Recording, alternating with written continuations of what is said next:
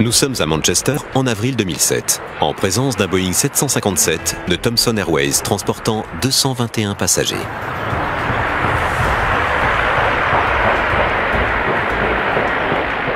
Mayday, Mayday, Mayday. Thomson 253 Hotel, nous avons perdu un réacteur. Nous continuons vers le nord-est, puis direction Wallasey. Il décolle en direction de Lanzarote. L'un des réacteurs a pris feu.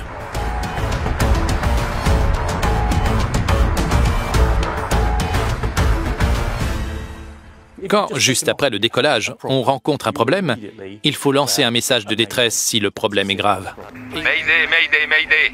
Thomson 253 Hotel, nous avons perdu un réacteur, nous continuons vers le nord-est, puis direction Wallasey. Bien reçu. Thomson 25 Hotel, toutes les pistes sont disponibles pour l'atterrissage. L'aéroport de Manchester est en état d'alerte. Tout le monde se prépare.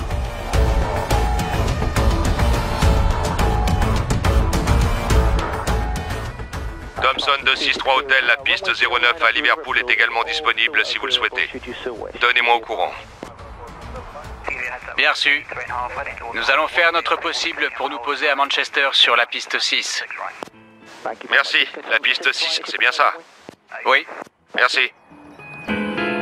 Avec un seul réacteur en état de marche et ne sachant pas quel est le problème avec l'autre, le pilote décide de retourner à Manchester. Cela dit, si l'avion avait le poids adéquat pour un décollage, il est trop lourd pour atterrir. En cas d'urgence, il est possible de se poser même si on dépasse le poids maximal autorisé. Mais si ce n'est pas le cas, il vaut mieux réduire le poids de l'avion jusqu'au poids maximal autorisé. Pour ce faire, il faut vidanger le carburant.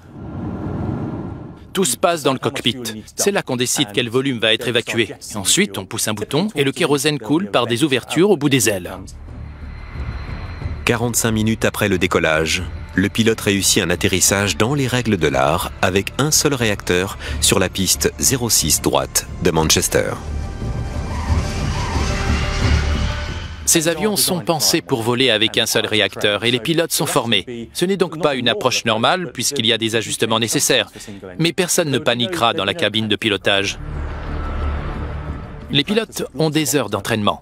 Leur seul objectif, c'est de pouvoir se poser sans qu'il y ait de blessés. 221 passagers doivent attendre pendant environ 4 heures avant qu'un autre vol ne leur soit proposé.